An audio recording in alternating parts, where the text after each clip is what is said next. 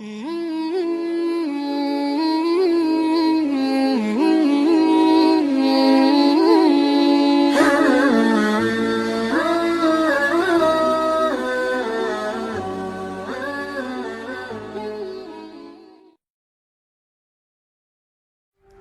Al-Quran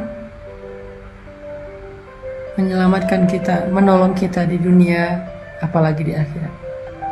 Iqra'ul Quran fa innahu ya'ti yaumal qiyamah syafi'an li ashabih, kata Nabi. Bacalah Al-Quran, karena sesungguhnya Al-Quran itu di hari kiamat akan menjadi penolong bagi orang yang membacanya. Kenapa sih Nabi selalu bilang hari kiamat, kenapa nggak di dunia? Karena kondisi di hari kiamat jauh lebih sulit daripada di dunia. Jadi kalau di hari kiamat aja yang kondisinya sangat sulit, masalahnya sangat besar, Al-Quran menolong kita, apalagi di dunia, gitu maksudnya. Jangan sampai kita ngerasa kayak, kenapa sih obrolan hadis itu selalu urusannya akhirat, kiamat, padang mahsyar? Kenapa nggak dunia sih? Itu maksudnya. Kalau di akhirat saja yang lebih berat masalahnya, lebih banyak bebannya, lebih sulit keadaannya, Allah menolong kita, Rasul menolong kita, Al-Quran menolong kita, apalagi di dunia yang ecek-ecek, yang receh banget. Teman-teman tahu nggak? Masalah kita di dunia itu sebesar apapun, seberat apapun, itu tuh receh banget dengan dibandingkan masalah nanti di akhirat. Receh banget loh. Kita merasa hidup kita sempit, sempit mana dengan alam kubur. Kita ngerasa hidup kita membosankan, lebih membosankan mana dengan sendiri di dalam alam barzakh. Kita ngerasa ditinggalkan di dunia oleh orang yang kita cintai, kita pasti akan ditinggalkan di padang mahsyar oleh orang yang kita cintai.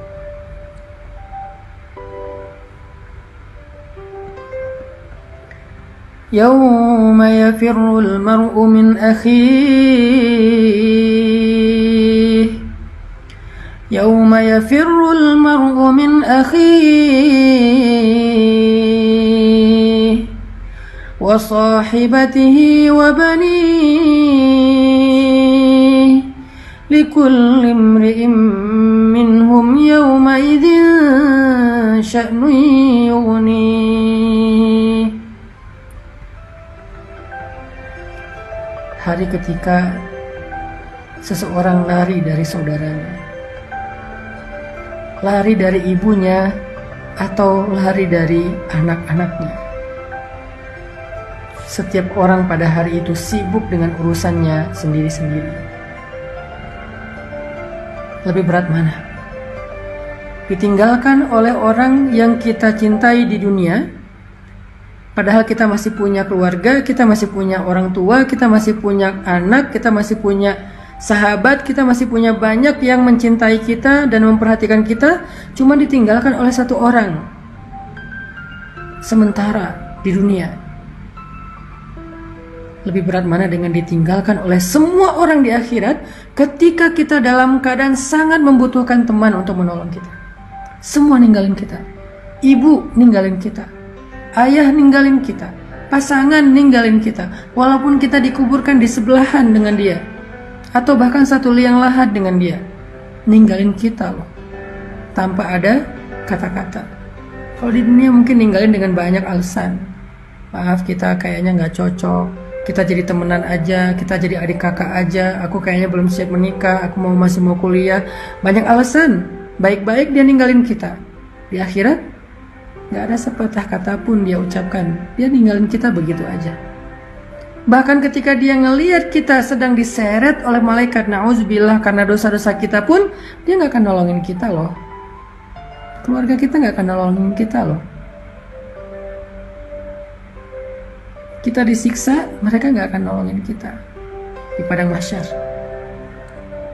Terus gimana dengan cerita hadis bahwa orang soleh akan menolong sahabatnya di dunia? Itu nanti kalau udah lewat perhitungan hisab. ada banyak fase kan akhirat itu. Ada fase kematian, ada fase alam barzakh, ada fase kiamat, ada fase berbangkit, ada fase mahsyar, ada fase hisab, ada fase syafaat, ada fase sirat, ada fase surga, ada fase neraka. Puncaknya fase memandang wajah Allah. Fase mana yang kita akan sendiri? Pertama, fase kematian. Gak ada yang bisa menolong kita. Gak ada yang bisa menyembuhkan kita dari kematian. Kalla idza balagatit taraqi wa qila man raq wa qila man raq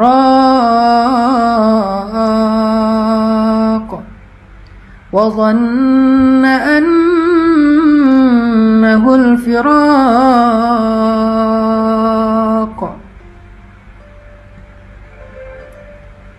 والتفت الساق بالساق إلى ربك يومئذ المساق.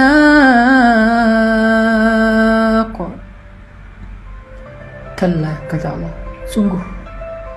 Idza balagatit taraqi, ketika roh nyawa sudah berada di kerongkongan, di tenggorokan. Dicabut nyawa pelan-pelan dari ujung kaki, tiba-tiba jempol jadi dingin, sampai ke batas pergelangan kaki, tiba-tiba kaki kita jadi dingin, lalu sampai kepada lutut, kaki kita menjadi dingin, sampai kepada pinggang, sampai di perut, sampai di dada, sesek sampai di sini kayak orang dicekek. Idza balagatit taraqi, kalau nyawa udah sampai di sini. Wa qila man raq, perhatikan ayatnya. Wa qila man raq. Kenapa saya berhenti tadi? Wa qila man raq, surat Al-Qiyamah. Wa qila man raq. Kenapa saya berhenti? Kenapa enggak wa qila man raq? Kenapa wa qila man raq? Karena di situ ada tanda sakta. Sakta itu artinya diam. Jangan lanjutkan bacaan, tapi jangan bernafas dulu. Karena kalau udah bernafas namanya wakaf. Kalau nggak bernafas berhenti namanya sakta. Kita disuruh diam, tapi nggak boleh bernafas. Kenapa? Di situ ada filosofinya. Perhatikan terjemahannya. Wa qila man. Ditanya kepada dia, siapa? Siapa sekarang? Jawab siapa? Lalu kenapa diam? Karena nggak ada yang bisa dijawab, nggak ada yang bisa jawab, nggak ada yang bisa ditunjuk siapa. Siapa apa? Rokok yang bisa menyembuhkan. Man rok, siapa? Diam yang bisa menyembuhkan. Kenapa harus diam dulu? Karena ketika nyawa sudah sampai di tenggorokan, gak ada yang bisa menolong, gak ada yang bisa menyembuhkan. Sehingga Allah bertanya, man, siapa yang akan nolong kamu sekarang? Gak ada. Kita diam. Dokter? Gak bisa. Dokter angkat tangan. Keluarga, ayah, ibu, pasangan, suami, istri, anak, walaupun mereka sangat mencintai kita, tapi mereka nggak bisa buat apa-apa. Mereka nggak bisa nolong kita sama sekali, nggak bisa loh. Jadi kalau kita lebih setia kepada keluarga daripada Allah, tanya aja sama diri kita masing-masing, apakah mereka akan nolong kita nanti? Enggak. Kalau kita gara-gara anak jadi nggak ke masjid, gara-gara keluarga jadi nggak ke masjid, gara-gara pasangan jadi nggak ke masjid, gara-gara keluarga jadi nggak berhijab, gara-gara keluarga jadi nggak sholat, gara-gara keluarga kita makan yang haram, kita mencari harta yang haram, gara-gara keluarga. Sekarang tanya, apakah kelak mereka bisa nolong kita? Jawabannya ada di Al-Qiyamah. wa qila man raq. Gak ada yang bisa nolong kita. Balik lagi kepada pembahasan tadi, boleh dengar musik selama itu bukan musik yang dilarang dalam Islam. Apa itu musik yang dilarang? Pertama, performance-nya. Performernya adalah seorang cewek, yang nonton cowok nggak boleh. Kedua, isinya adalah tentang tubuh perempuan yang terlalu vulgar, atau tentang cinta-cintaan yang nggak halal, apalagi cinta semalam yang udah jelas-jelas haram, tentang baper-baperan, patah hati, pengen bunuh diri, lemah, nggak berdaya, yang syairnya melemahkan jiwa kita, itu dilarang. Tapi kalau lagu musik yang sekedar hiburan, motivasi, musik yang sekedar selingan, nggak ada bait-bait syair yang melemahkan semangat kita, nggak apa-apa. Tapi tetap itu nggak bisa memberi kebaikan kita di dunia atau di akhirat. Yang bisa ngasih kita kebaikan dunia dan akhirat itu Al-Quran. Maka dengarkanlah Al-Quran. Nasihat agama, maka carilah ilmu dan dengarkan nasihat ulama atau para dai atau para ustaz. Zikir, kalimat-kalimat mulia dari nama-nama Allah, itulah yang bisa menyelamatkan kita dunia dan akhirat.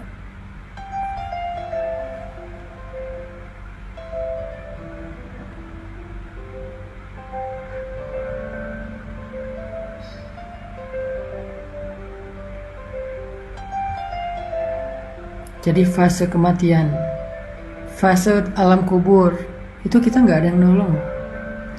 Keluarga yang paling mencintai kita, yang tidur di atas makam kita karena nggak rela dengan kepergian kita, menangis habis-habisan seharian itu karena kehilangan kita, tetap dia akan melangkah pergi meninggalkan kita sendiri di kubur. Dia nggak akan nemenin kita di dalam alam kubur, nggak akan. Alam barzakh berapa lama? Sampai kiamat. Kalau kiamat masih 100 tahun lagi, berarti 100 tahun di dalam alam barzakh. Kalau 1000 tahun, berarti 1000 tahun di alam barzakh. Lalu ke kiamat sangkakala pertama, ada jeda sampai ke sangkakala kedua. Berapa lama jedanya? Paling cepat 50.000 tahun. Paling cepat 50.000 tahun antara sangkakala pertama dengan sangkakala kedua. Terompet pertama dengan terompet kedua. Ada 2 kali tiup terompet kan, malaikat Israfil. Jeda antara terompet pertama dengan terompet kedua paling cepat 50.000 tahun. Berarti kita di alam barzakh yang udah pasti 50.000 tahun plus dari kita meninggal sampai kiamat. Lama banget kan? Selama itu kalau kehidupan kita di kubur itu gak nyaman, gimana tuh? Bisa ditolong sama keluarga? Gak bisa. Lalu ditiup trompet yang kedua, berbangkit. Semuanya hidup lagi. Hidupnya fisik dan batin, kayak sekarang. Kayak di dunia. Hidupnya tuh nyata banget. Bukan mimpi, bukan halusinasi. Benar-benar nyata. Zahiran wa jasadan. Zahiran wa batinan. Ruhan wa jasadan. Roh dan jasad kita sama kayak sekarang. Hidup lagi. Tapi beda dunianya. Kita sudah hidup sekarang di dunia, di alam yang bernama Ardul Mahsyar. Ardun bahasa Arab yang jadi bahasa Inggris. Ard jadi earth. Ard jadi earth. Ardul dunya wa Ardul Mahsyar. Ada 2 earth dalam Islam. Earth dunia, yaitu bumi. Earth mahsyar, kita nyebutnya padang mahsyar, tapi Islam menyebutnya bumi mahsyar. Ada bumi dunia, ada bumi mahsyar, ada 2 bumi. Bumi dunia namanya Ardud Dunya, bumi mahsyar namanya Ardul Mahsyar. Kita hidup lagi di padang mahsyar, bumi mahsyar. Gak ada pohon, gak ada lembah, gak ada bukit, datar semuanya. Gak ada rumah, gak ada kendaraan. Yang lebih berat lagi, gak punya siapa-siapa. Noleh kanan kiri ngelihat pasangan kita, ngelihat orang tua kita, mereka gak ngelihat kita. Semuanya sibuk sendiri-sendiri. Gak pakai baju apa-apa. Arian kata Nabi, telanjang. Kata Sayyidah Aisyah ini kan perempuan yang sangat pemalu ya. Aduhai betapa memalukan hari itu. Saya gimana nanti ya Rasulullah, pada hari itu malu banget. Kata Nabi, ya Aisyah, gimana kamu merasa malu? Sedangkan semua orang sibuk sendiri-sendiri, termasuk kamu. Dan kamu akan lebih fokus kepada ketakutan kepada Allah karena akan disidang dibandingkan dengan rasa malu. Hilang udah rasa malunya karena saking takutnya. Gak ada rasa malu. Semalu apapun dia, sifat pemalunya besar banget, tetap aja rasa takutnya lebih besar sehingga mau menghilangkan rasa malu. Saking takutnya kata Allah di dalam surat Al-Muzammil.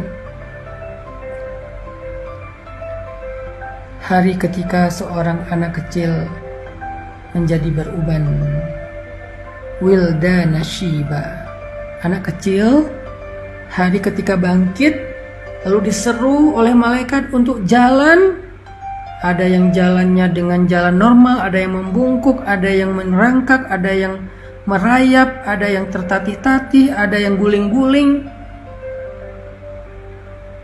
Saking menakutkan hari itu sampai anak kecil aja yang masih bayi, yang rambutnya tebal, yang masih bukan bayi, anak kecil yang rambutnya tebal hitam tiba-tiba menjadi putih. Saking takutnya. Masuk ke hari hisab. Gak ada yang nolong kita. Baru nanti beres hisab, Nabi akan menolong kita. Beres hisab atau ketika hisab, orang soleh akan menolong kita. Jadi sebelum terjadi hisab, perjalanan mahsyar yang jauh, bisa ribuan tahun juga itu, di dalam alam barzakh yang puluhan ribu tahun, ratusan ribu tahun, kita sendiri. Siapa yang nolong kita? Iqra'ul Quran fa innahu ya'ti yaumal qiyamah syafi'an li ashabih. Bacalah Al-Quran, karena Al-Quran akan datang pada hari kiamat untuk menjadi penolong bagi saudara, bagi pembacanya. Disitulah kita butuh Al-Quran. Musik kita udah gak butuh, lagu-lagu kita udah gak butuh, orang yang kita cintai saat itu kita gak butuh. Semuanya akan kita tinggalkan kecuali amal soleh kita.